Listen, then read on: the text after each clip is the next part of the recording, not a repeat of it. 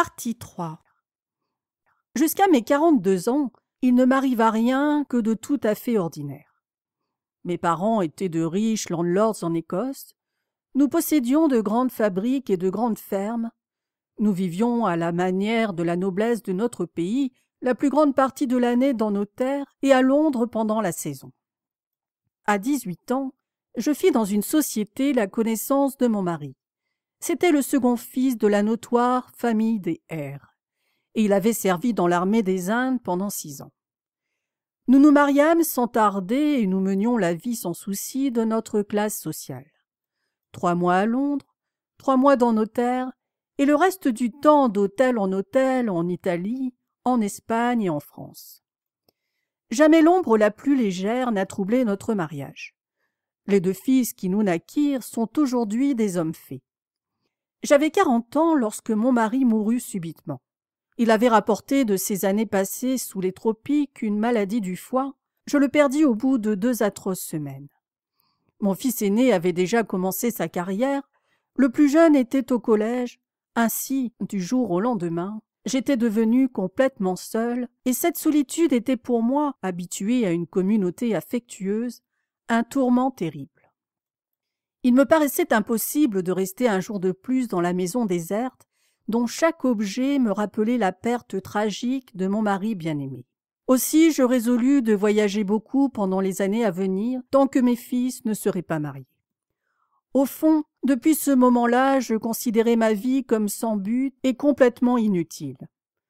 L'homme avec qui j'avais partagé pendant 23 ans chaque heure et chaque pensée était mort. Mes enfants n'avaient pas besoin de moi. Je croyais de troubler leur jeunesse par mon humeur sombre et ma mélancolie. Quant à moi-même, je ne voulais et ne désirais plus rien. J'allais d'abord à Paris, parcourant dans mon désœuvrement les magasins et les musées, mais la ville et les choses, tout me restait étranger et j'évitais les gens parce que je ne supportais pas les regards de compassion polie qu'ils jetaient sur mes vêtements de deuil. Il me serait impossible de raconter aujourd'hui comment passèrent ces mois de vagabondage morne et sans éclaircie.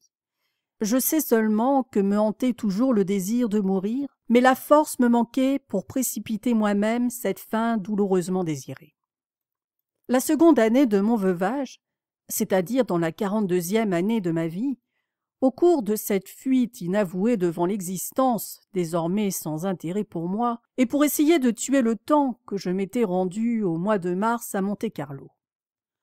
À parler sincèrement, c'était par ennui pour échapper à ce vide torturant de l'âme qui met en nous comme une nausée et qui voudrait tout au moins trouver une diversion dans de petits excitants extérieurs. Moins ma sensibilité était vive en elle-même, plus je ressentais le besoin de me jeter là où le tourbillon de la vie est le plus rapide. Quelqu'un qui n'éprouve plus rien ne vit plus que par les nerfs, à travers l'agitation passionnée des autres, comme au théâtre ou dans la musique. C'est pourquoi j'allais souvent au casino. C'était pour moi une excitation que de voir passer sur la figure d'autrui des vagues de bonheur ou d'accablement, tandis qu'en moi, c'était une affreuse marée basse. En outre, mon mari, sans être léger, aimait assez fréquenter les salles de jeu, et c'est avec une sorte de piété spontanée que je continuais d'être fidèle à ses anciennes habitudes. C'est là que commencèrent ces 24 heures qui furent plus émouvantes que tout le jeu du monde et qui bouleversèrent mon destin pour des années. À midi, j'avais déjeuné avec la duchesse de M, une parente de ma famille. Après le dîner, je ne me sentis pas encore assez lasse pour aller me coucher. Alors j'entrai dans la salle de jeu, flânant d'une table à l'autre sans jouer moi-même, et regardant d'une façon spéciale les partenaires rassemblés là par le hasard. Je dis d'une façon spéciale, car c'était celle que m'avait apprise mon défunt mari, un jour que, fatigué de regarder, je me plaignais de m'ennuyer à dévisager d'un air badaud toujours les mêmes figures. Ces vieilles femmes ratatinées qui restent là assises pendant des heures avant de risquer un jeton, ces professionnels astucieux et ces cocottes du jeu de cartes, toute cette société équivoque, venue des 4 coins de l'horizon et qui, comme vous le savez, est bien moins pittoresque et romantique que la peinture qu'on en fait toujours dans ces misérables romans où on la représente comme la fleur de l'élégance et comme l'aristocratie de l'Europe. et je vous parle d'il y a 20 ans, lorsque c'était encore de l'argent bien sonnant et trébuchant qui roulait, lorsque les crissants billets de banque, les Napoléons d'or, les larges pièces de 5 francs tourbillonnaient pêle-mêle, et que le casino était infiniment plus intéressant qu'aujourd'hui, ou dans cette pompeuse citadelle du jeu rebâtie à la moderne, un public embourgeoisé de voyageurs d'agence Cook gaspille avec ennui ses jetons sans caractère. Cependant, à cette époque déjà, je ne trouvais que très peu de charme à cette monotonie de visages indifférents, jusqu'à ce qu'un jour, mon mari, dont la chiromancie, l'interprétation des lignes de la main était la passion particulière, m'indiqua une façon toute spéciale de regarder, effectivement beaucoup plus intéressante, beaucoup plus excitante et captivante que de rester là plantée avec indolence. Elle consistait à ne regarder jamais un visage, mais uniquement le rectangle de la table et à cet endroit seulement les mains des joueurs, rien que leurs mouvements propres. Je ne sais pas si par hasard vous-même vous avez un jour simplement contemplé les tables vertes, rien que le rectangle vert au milieu duquel la boule vacille de numéro en numéro, tel un homme ivre, et où, à l'intérieur des cases quadrangulaires, des bouts tourbillonnants de papier, des pièces rondes d'argent et d'or tombent comme une semence qu'ensuite le râteau du croupier moissonne d'un coup tranchant, comme une faucille, ou bien pousse comme une gerbe vers le gagnant. La seule chose qui varie dans cette perspective, ce sont les mains, toutes ces mains, claires, agitées, ou en attente autour de la table verte. Toutes ont l'air d'être aux aguets, au bord de l'antre toujours différent d'une manche, mais chacune ressemblant à un fauve prêt à bondir, chacune ayant sa forme et sa couleur, les unes nues, les autres armées de bagues et de chaînes cliquetantes, les unes poilues comme des bêtes sauvages, les autres flexibles et luisantes comme des anguilles, mais toutes nerveuses et vibrantes d'une immense impatience. Malgré moi, je pensais chaque fois à un champ de course où, au départ, les chevaux excités sont contenus avec peine pour qu'ils ne s'élancent pas avant le bon moment. C'est exactement de la même manière qu'elles frémissent, se soulèvent et se cabrent. Elles révèlent tout par leur façon d'attendre, de saisir et de s'arrêter. Griffues, elles dénoncent l'homme cupide, molles, le prodigue, calmes, le calculateur, et tremblantes, l'homme désespéré. Sans caractère se trahissent ainsi, avec la rapidité de l'éclair, dans le geste pour prendre l'argent, soit que l'on froisse, soit que l'autre nerveusement l'éparpille, soit qu'épuisé on le laisse rouler librement sur le tapis, la main restant inerte. Le jeu révèle l'homme, c'est un mot banal, je le sais, mais je dis, moi, que sa propre main pendant le jeu le révèle plus nettement encore. Car tous ceux ou presque tous ceux qui pratiquent les jeux de hasard ont bientôt appris à maîtriser l'expression de leur visage, tout en haut au-dessus du col de la chemise, ils portent le masque froid de l'impassibilité. Ils craignent à disparaître les plis se formant autour de la bouche, ils relèguent leurs émotions entre leurs dents serrées, ils dérobent à leurs propres yeux le reflet de leur inquiétude, ils donnent à leur visage un aspect lisse, plein d'une indifférence artificielle qui cherche à paraître de la distinction.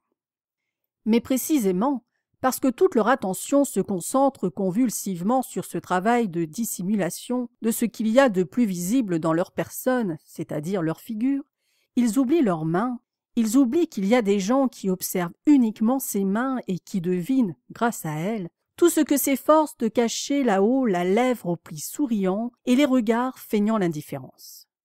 La main, elle, trahit sans pudeur ce qu'ils ont de plus secret. Car un moment vient inéluctablement où tous ces doigts, péniblement contenus et paraissant dormir, sortent de leur indolente désinvolture.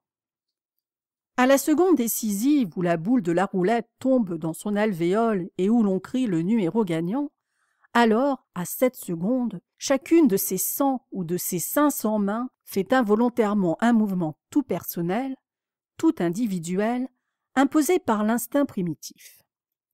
Et quand on est habitué à observer cette sorte d'arène des mains, comme moi, initié depuis longtemps grâce à cette fantaisie de mon mari, on trouve plus passionnante que le théâtre ou la musique cette brusque façon, sans cesse différente, sans cesse imprévue, dont des tempéraments, toujours nouveaux, se démasquent. Je ne puis pas vous décrire en détail les milliers d'attitudes qu'il y a dans les mains pendant le jeu. les unes bêtes sauvages aux doigts poilus et crochus qui agrippent l'argent à la façon d'une araignée, les autres nerveuses, tremblantes, aux ongles pâles, osant à peine le toucher, les autres nobles ou vilaines, brutales ou timides, astucieuses ou quasi balbutiantes, mais chacune a sa manière d'être particulière, car chacune de ces paires de mains exprime une vie différente, à l'exception de celle de 4 ou 5 croupiers. Celles-ci sont de véritables machines, avec leur précision objective, professionnelle, complètement neutre par opposition à la vie exaltée des précédentes, elles fonctionnent comme les branches au claquement d'acier d'un tourniquet de compteur. Mais elles-mêmes, ces mains indifférentes, produisent à leur tour un effet étonnant par contraste avec leurs sœurs passionnées, tout à leur chasse.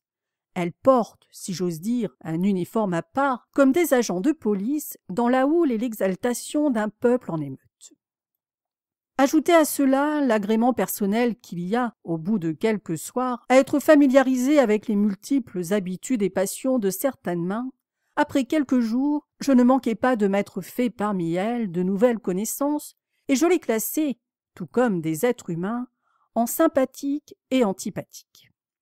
Plusieurs me déplaisaient tellement par leur grossièreté et leur cupidité que mon regard s'en détournait chaque fois comme d'une chose indécente. Mais chaque main nouvelle qui apparaissait à la table était pour moi un événement et une curiosité. Souvent j'en oubliais de regarder le visage correspondant qui, dominant le col, était planté là immobile comme un froid masque mondain au-dessus d'une chemise de smoking ou d'une gorge étincelante. Donc, ce soir-là, étant entré au casino, après être passé devant de tables plus qu'encombrées et m'être approché d'une troisième au moment où je préparais déjà quelques pièces d'or, j'entendis avec surprise, à cet instant de pause entièrement muette, pleine de tension et dans laquelle le silence semble vibrer, qui se produit toujours lorsque la boule déjà presque à bout de course n'oscille plus qu'entre 2 numéros, j'entendis donc juste en face de moi un bruit très singulier, un craquement et un claquement comme provenant d'articulations qui se brisent. Malgré moi, je regardai étonné de l'autre côté du tapis. Et je vis là, vraiment j'en fus effrayé, 2 mains comme je n'en avais encore jamais vu, une main droite et une main gauche qui étaient accrochées l'une à l'autre comme des animaux en train de se mordre et qui s'affrontaient d'une manière si farouche et si convulsive que les articulations des phalanges craquaient avec le bruit sec d'une noix que l'on casse. C'étaient des mains d'une beauté très rare, extraordinairement longues, extraordinairement minces, et pourtant traversées de muscles très rigides, des mains très blanches avec au bout des ongles pâles, nacrés et délicatement arrondis. Eh bien, je les ai regardées toute la soirée, oui, regardez avec surprise toujours renouvelée ces mains extraordinaires, vraiment uniques. Mais ce qui d'abord me surprit d'une manière si terrifiante, c'était leur fièvre, leur expression follement passionnée, cette façon convulsive de s'éteindre et de lutter entre elles. Ici, je le compris tout de suite, c'était un homme débordant de force qui concentrait toute sa passion dans les extrémités de ses doigts pour qu'elle ne fît pas exploser son être tout entier. Et maintenant, à la seconde où la boule tomba dans le trou avec un bruit sec et mat, et où le croupier cria le numéro, à cette seconde, les 2 mains se séparèrent soudain l'une de l'autre, comme 2 animaux frappés à mort par une même balle. Elles retombèrent toutes les 2 véritablement mortes, et non pas seulement épuisées. Elles retombèrent avec une expression si accusée d'abattement et de désillusion, comme foudroyées et à bout de course, que mes paroles sont impuissantes à le décrire. Car jamais auparavant et jamais plus depuis lors, je n'ai vu des mains si éloquentes, où chaque muscle était comme une bouche et où la passion s'exprimait tangible presque par tous les pores. Pendant un moment, elles restèrent étendues toutes les 2 sur le tapis vert, telles des méduses échouées sur le rivage, aplaties et mortes. Puis l'une d'elles, la droite, se mit péniblement à relever la pointe de ses doigts. Elle trembla, elle se replia, tourna sur elle-même, hésita, décrivit un cercle et finalement saisit avec nervosité un jeton qu'elle fit rouler d'un air perplexe entre l'extrémité du pouce et celle de l'index comme une petite roue.